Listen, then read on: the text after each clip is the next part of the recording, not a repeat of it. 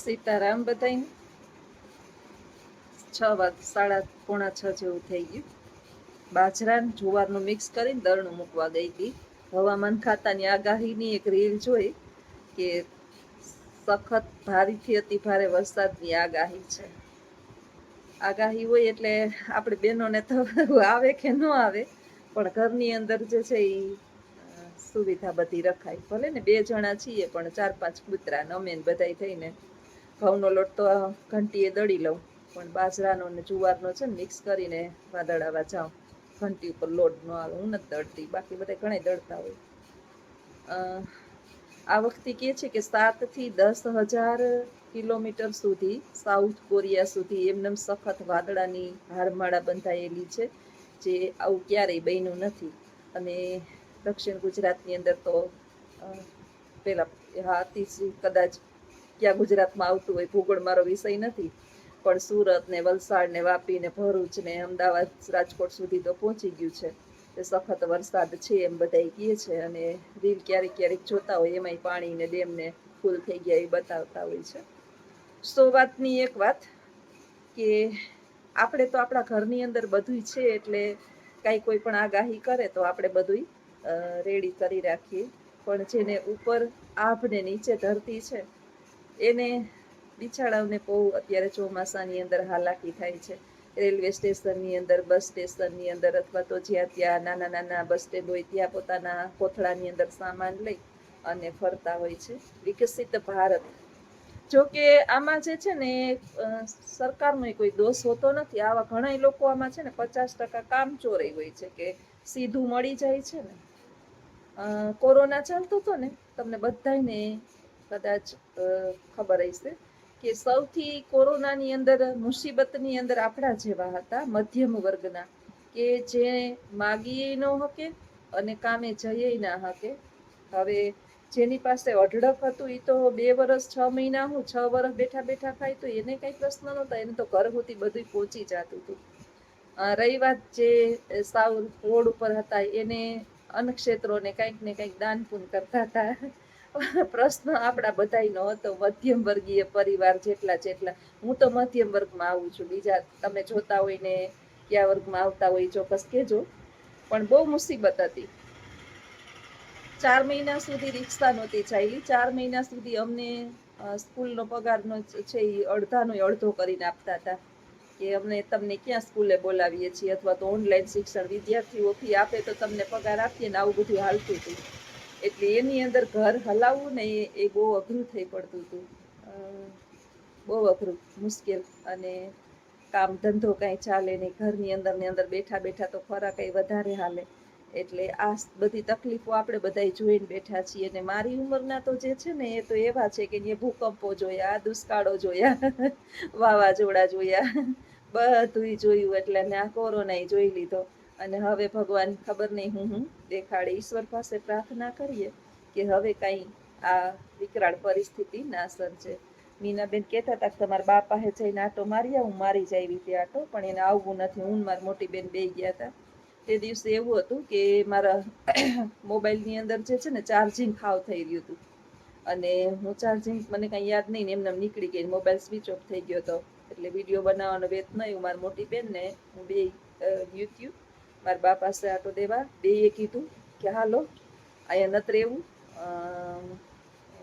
જુનાગઢ રહેવું હોય તો જુનાગઢ, ને મારી ઘરે રહેવું હોય તો મારી ઘરે, ગામડે નથી રહેવું. પણ વૃદ્ધો જે છે ને બેન, એક કરીને એ બીજા ન થાય. મારો ભાઈ જે છે ને રાણાવાવ લઈ ગયો હતો. હારામાં હારું સરસ મજાની બધી સુવિધા રાખતા હતા, બધું વ્યવસ્થિત હતું, ન્યાય ન રહ્યા.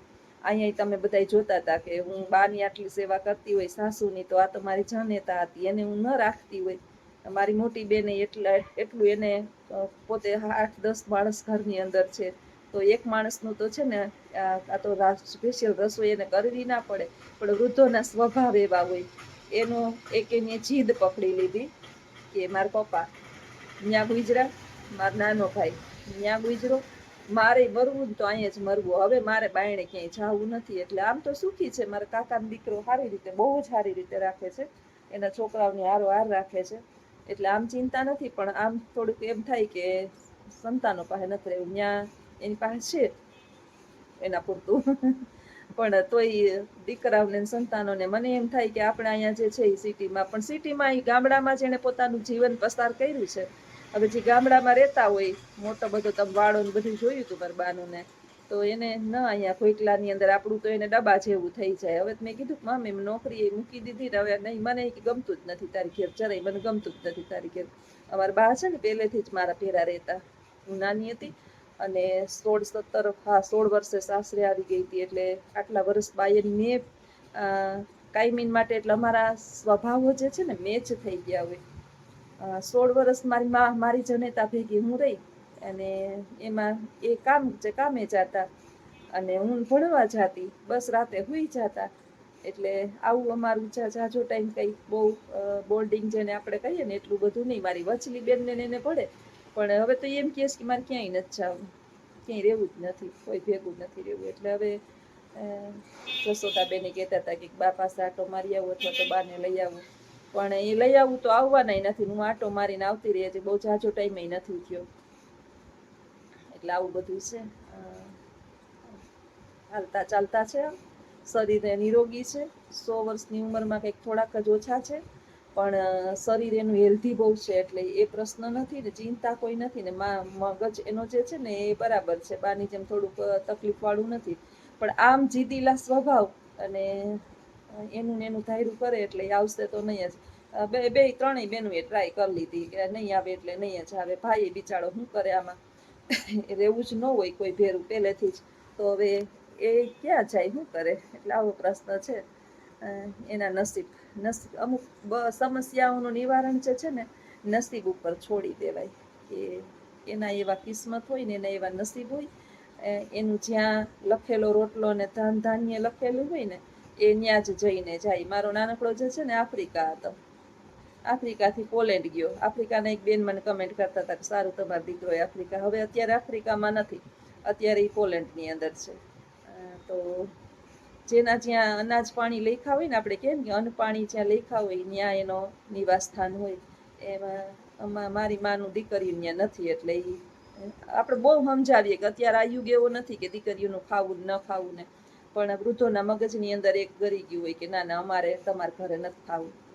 હું તો એમ કહું મને દઈ દે છે તાર પૈસા, તું જેટલું ખા ને એટલું તને ઓલું લાગતું નહીં. આમે જે છે ને, હું નાની ઉંમરથી હારે આવી ગઈ ને પાછી કોઈ દિવસ આટો દેવા, પહેલા તો હેલ્થી બધું બરાબર હતું, એટલે આપણે કઈ સમસ્યાના સમયે જ જવાનું હોય, સ્પેશિયલી રોકાવા નાટો દેવા અને કોઈ દિવસ હું ગઈ જ નથી.